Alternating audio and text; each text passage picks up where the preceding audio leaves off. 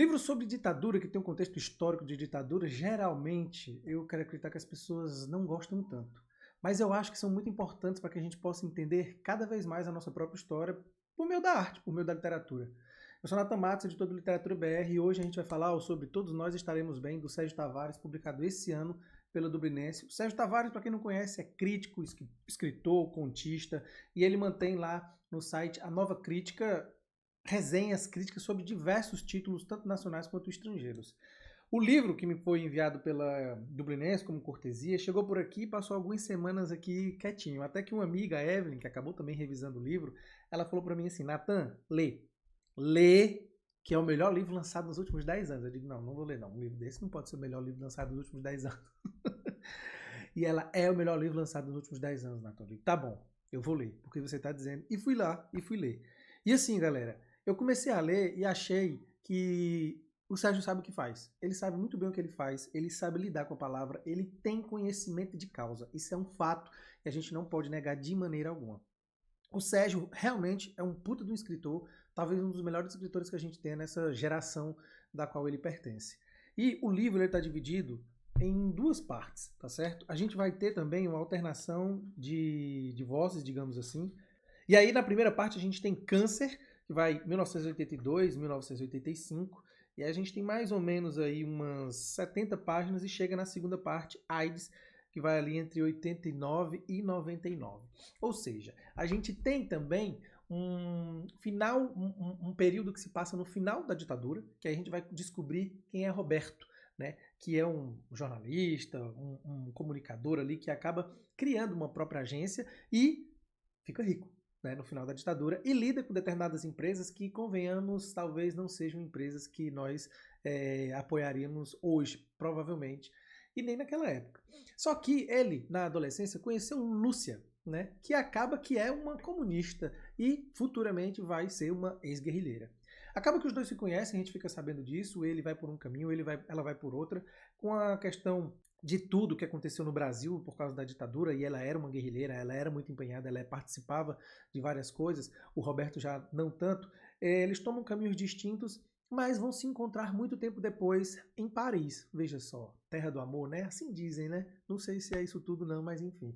Eles se encontram lá, ele está sentado num bistrô ou numa cafeteria, e daí ela passa e Roberto, e daí começam a travar uma conversa por ali e tem uma relação. Ela vai embora com o Roberto pedindo para ela voltar para o Brasil com ele. Ela diz que não, porque não acredita muito no que foi dito pelo governo brasileiro, que é a anistia, que os exilados podem voltar, que vai estar tudo bem, que está tudo tranquilo. E daí o que é que acontece? Lúcia volta para o Brasil depois de 7 meses e durante esse período a gente vai saber depois, né, numa segunda parte, o que aconteceu um pouco durante esse período, e ela volta com uma criança na barriga que vai se chamar Carla, que é a filha dos dois.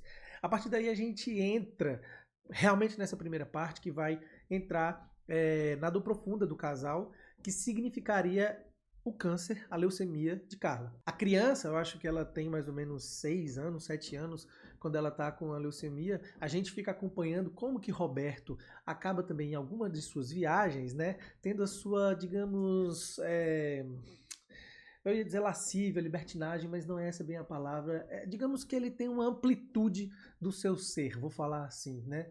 E o descobrimento talvez do seu próprio sexo, da sua própria personalidade um pouco mais complexa. Porque ele que até então aparentemente se relacionava apenas com mulheres, agora começa a se relacionar com homens. E a gente tem esse momento da descoberta que se dá a partir dentro de um bar de hotel, do qual ele acaba estando ali antes de ir embora, né? Ele estava ali locado porque ele estava trabalhando em outra cidade. E aí o que acontece é que ele descobre o nome dessa pessoa com a qual ele fica, que é Pierre, ele vai saber depois, se eu não estiver enganado. E, enfim, durante muitos anos ele ainda vai perseguir esse Pierre, que foi ali quem, digamos, o colocou meio que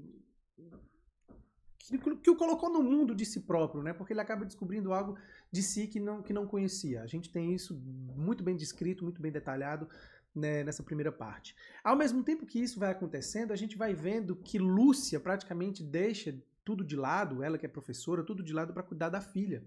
Então a gente começa a ter um certo abuso, né, um certo entojo de Roberto, porque ele acaba, quando ele volta para casa, ele acaba tendo que extravasar isso que ele descobriu, e ele começa a visitar lugares não muito agradáveis, até mesmo para ele, mas é ali que ele acaba se conhecendo, se descobrindo, e começa a ter relações com outras pessoas, com outros homens.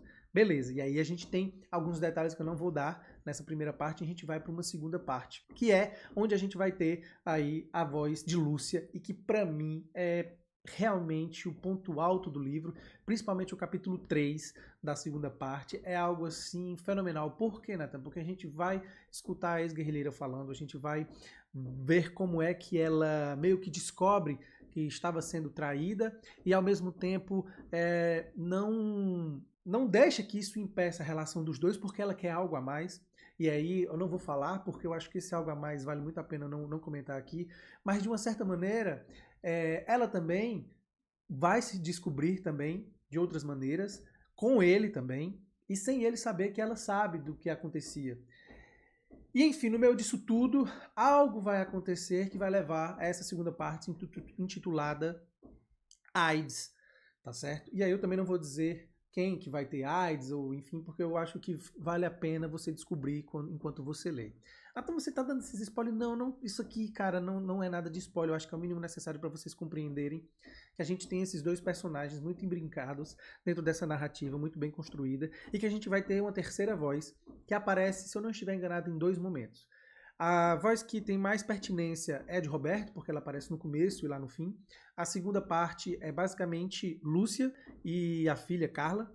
E, enfim, é um livro muito dolorido. É um livro com muita solidão, com muita tristeza. Assim, essa questão do contexto histórico da ditadura militar, ela está ali como um pano de fundo, mas ela tem uma certa influência, se a gente pensar, nessa questão do psicológico, principalmente do de Lúcia, mas também na maneira como Roberto vivia e compreendia as coisas. Há um momento em que os dois têm um certo embate no sentido de diálogo, discussão sobre a questão política, e meio que a gente se pergunta como é que os dois estão juntos ali, mas eu acho que é possível compreender. Não sei se estariam hoje, né, com esse recém-extremismo que a gente teve dentro da sociedade brasileira e dentro da política brasileira, mas eu fiquei pensando o quanto é um livro complexo, no sentido da gente poder analisar tanto a narrativa, a maneira como ela se impõe, tanto a complexidade dos personagens, das personagens, da própria filha, ali, que está ali na pré-adolescência, e também tem uma questão também de se descobrir. É muito curioso como os 3 personagens, de alguma maneira, com idades diferentes, convivências diferentes, têm uma certa descoberta. Como os trabalhos de cada um também pode vislumbrar a maneira como interagem e vivem na sociedade, e como determinadas dependências, barreiras sociais acabam sendo derrubadas depois que acabam se unindo. Mas é um livro triste, é um livro doloroso, e que ao mesmo tempo é muito gostoso de ler por conta da escrita do Sérgio Tavares. Eu confesso a vocês que o começo... eu tô aqui um pouquinho arrepiado, aqui, não sei se vai dar pra ver, mas porque eu tô pensando em tudo. Eu confesso a vocês sabem que eu tento ser o mais sincero possível. No começo, se você não estiver gostando, continua só mais um pouco. Grandes livros, eu tava me lembrando, e algumas grandes séries também e tudo mais que hoje em dia a gente vê, a gente aprende que às vezes um começo mais demorado, um começo mais lento, não chato nem modorrento, mas um pouco mais lento, para ter uma construção, uma abertura para uma narrativa, às vezes ela é necessária para a gente compreender o peso daquilo tudo.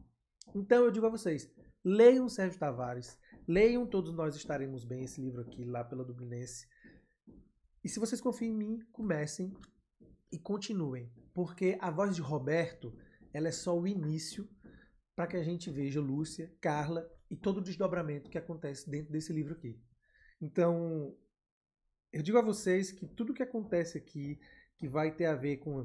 tô até pegando palavras, obsessões sexuais, questão de ex-guerrilheira, enfim, o Roberto que tem agência publicitária e que é um homem rico, e tem uma adolescente participando disso tudo, e que tem doenças terminais praticamente aí envolvidas com esses personagens e outros afins, é algo que mexe com a gente e que pode ainda fazer com que a gente vislumbre muita coisa, até mesmo para nós mesmos. Então, essa é a minha dica.